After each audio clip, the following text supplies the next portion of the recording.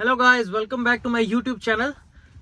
सबसे पहले तो लाइक और सब्सक्राइब जरूर करें अगर आपको कंटेंट अच्छा लग रहा है और यूएसए से रिलेटेड आपको इन्फॉर्मेशन थोड़ी थोड़ी चाहिए तो आप ज़रूर सब्सक्राइब करें। तो आज का मेरा टॉपिक है कि काफ़ी लोगों के क्वेश्चंस थे कि E2 वीज़ा कितने साल के लिए लगता है, E2 वीज़ा रिन्यू करना हो तो क्या प्रोसीजर होता है, कितने एम्प्लॉयज़ की ज़रूरत होती है। तो आज इन क्वेश्चंस को थोड़ा कोशिश करते हैं कि उनके आंसर्स दे सकें। बेसिकली तो सबसे पहले ही आप ये समझ लें कि E2 वीज़ा जब अगर आप इधर से E2 ट्रीटी कंट्री से हैं, like Pakistan is one of the E2 treaty country, और अगर आपके पास ऑलरेडी B1 B2 वीज़ा है, लाइक विजिट वीज़ा है, और आप यूएसए में मौजूद हैं, तो आपने क्या करना है, आपने अगर किसी बिजनेस में इन्वेस्ट किया है तो आपका स्टेटस चेंज होएगा। That will be for 2 years. 2 साल के लिए आपका स्टेटस चेंज होएगा अगर आपने किसी बिजनेस के अंदर इन्वेस्ट किया है, कोई भी एग्जिस्टिंग बिजनेस हो या कोई भी न्यू फ्रेंचाइज हो या कोई भी आपने स्टार्टअप करना है बिजनेस का, तो वो 2 ईयर्स के लिए आपका और आपकी फैमिली का अंडर 21 ईयर्स ऑफ एज जो आपके बच्चे हैं उनका वीज़ा स्टेटस चेंज होगा। वो पोर्टल पे होगा।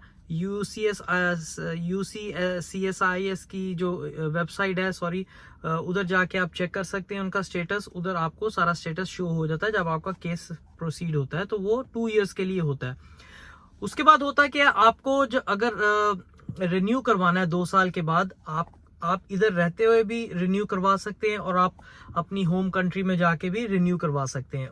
अगर होम कंट्री में जाके रिन्यू करवाएंगे तो डेफिनेटली आपको दोबारा इंटरव्यू देना पड़ेगा।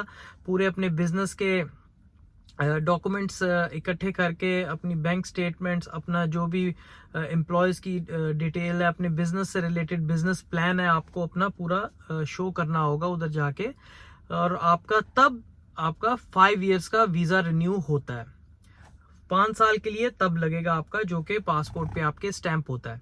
अगर आपने इधर रहते हुए ही करवाना है तो इधर रहते हुए भी रिन्यू हो जाता है, लेकिन उसका प्रोसीजर डेफिनेटली इधर है। तो आप सिंपल एक एप्लीकेशन फाइल करते हैं, कोई इंटरव्यू की ज़रूरत नहीं होती, जस्ट डॉक्यूमेंट सबमिट करवाने होते हैं, तो वो फिर रिन्यू हो जाता है। तो अगर आपने 2 साल में अगर आपने जाना है वापस या 2 साल के बाद जाना है तो डेफिनेटली आपको दोबारा अपनी होम कंट्री में कॉन्सुलेट से दोबारा इंटरव्यू लेना पड़ेगा और डॉक्यूमेंट शो करानी पड़ेगी, जो कि अगर यूएसए में है, अगर आपने इधर रिन्यू करवाना है तो इधर ऐसी जरूरत नहीं है। सेकंड चीज क्या होती है, आपको एम्प्लॉयज शो करने होते हैं कि आपके जो बिजनेस आप इधर रन कर रहे हैं, आप इधर यूएस के एम्प्लॉयज कितने हायर कर रहे हैं। मिनिमम जो रिक्वायरमेंट होती है टू बी लाइक स्मूथ एक रिन्यूअल के लिए, कम से कम 3 फुल टाइम एम्प्लॉयज जरूर होने चाहिए। उनके कॉम्बिनेशन हो सकता है, लाइक अगर 4-5 एम्प्लॉयज काम कर रहे हैं तो at least some maybe week में 72 to 70 आवर्स काम कर रहे हैं, तो इतना उनका डिवाइड होना चाहिए, या कोई भी कॉम्बिनेशन और काम का होना चाहिए। लेकिन मिनिमम 3 अगर आपके एम्प्लॉयज हैं तो आपका रिन्यूअल स्मूथली जाता है, एम्प्लॉयज को मद्देनजर रखते हुए। अगर आपके कम है तो प्रॉब्लम कुछ भी नहीं होती, लेकिन डॉक्यूमेंटेशन ज्यादा हो जाती है। आपको शो करना पड़ता है कि आप ज्यादा नहीं रख सकते, आपके बिजनेस में इतने अपॉर्चुनिटीज नहीं है, या कितना आपका काम नहीं चल रहा है, वो सारा आपको शो करना पड़ता है। तो ये चीजें होती हैं। डेफिनेटली आपको हर चीज एक प्रॉपर चैनल के थ्रू चलनी होती है। आपको जाहिर बात है एक इमिग्रेशन लॉयर चाहिए होता है, अटर्नी चाहिए होता है, जिसके थ्रू आप ये सारा प्रोसेस करते हैं।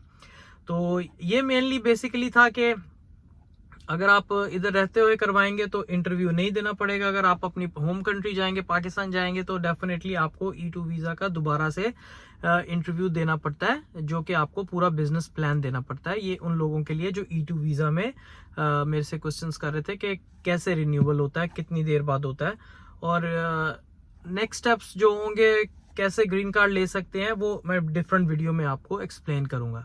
तब तक के लिए अपना ख्याल रखें और लाइक और सब्सक्राइब जरूर करें। Thank you so much, bye.